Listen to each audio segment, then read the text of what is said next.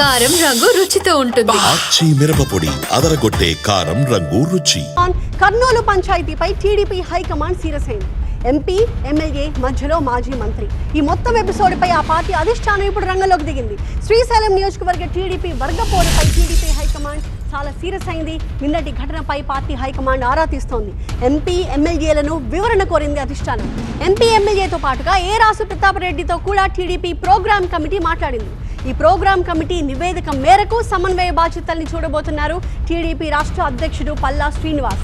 తనకు సమాచారం ఇవ్వకుండా నియోజకవర్గంలో ఎంపీ శబరి పర్యటించడంపై ఎమ్మెల్యే బుడ్డా రాజశేఖర రెడ్డి ఆగ్రహం వ్యక్తం చేశారు. నిన్న ఆత్మకూరులో ఇంటింటికి టీడీపీ కార్యక్రమంలో ఏ రాసు ప్రతాప్ రెడ్డి ఇంటిపై బుడ్డా వర్గీయులు దాడి చేశారు. పరస్పర ఆరోపణలు చేసుకున్నారు ఎమ్మెల్యే అలాగే ఎంపీ వర్గీయులు.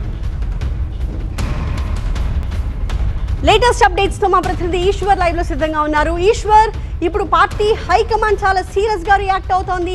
వీళ్ళ మధ్య జరుగుతున్న ఈ వర్గ పోరుని చూసి ఏ రకమైన యాక్షన్ తీసుకునే అవకాశాలు కనిపిస్తున్నాయి? ప్రోగ్రామ్ కమిటీ ఇప్పుడు దీని మీద అధ్యయనం చేస్తోంది, రిపోర్ట్ తయారు చేసి అధిష్టానానికి ఇవ్వాల్సిన నేపథ్యంలో ఎలాంటి ఇన్పుట్స్ వస్తున్నాయి?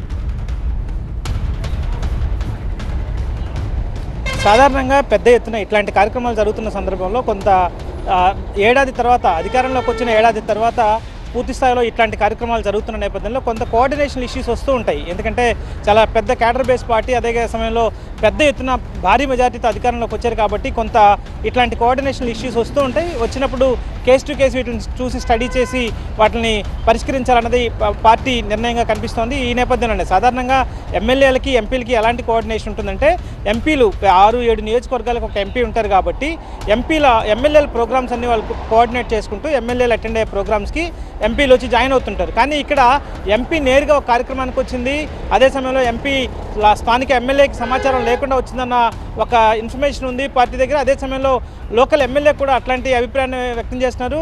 అదే సమయంలో ఆ పార్టీలో ఎమ్మెల్యేకి సమాచారం ఇవ్వకపోయినా కూడా ఆ పార్టీలో గతంలో మాజీ ఎమ్మెల్యేగా ఉన్న ఏరాస్ ప్రతాప్ రెడ్డికి ప్రాధాన్యత ఇచ్చినట్టుగా ప్రస్తుతం ఉన్న ఎమ్మెల్యే భావిస్తున్నారు. దాంతో మళ్ళీ ఆయన గతంలో టికెట్ యాస్పిరెంట్ కాబట్టి ఆ స్థానానికి మళ్ళీ తనకి ఎమ్మెల్యే సీటుకి ఆయన పోటీ వచ్చే అవకాశం ఉందన్న భావం సాధారణంగా ఉంటుంది. ఈ నేపథ్యంలోనే ఆధిపత్య పోరుగా దీన్ని చూడాల్సిన నేపథ్యం ఉంది కాబట్టి దాన్ని ఆ స్థాయిలోనే డీల్ చేయాల్సి ఉంటుంది.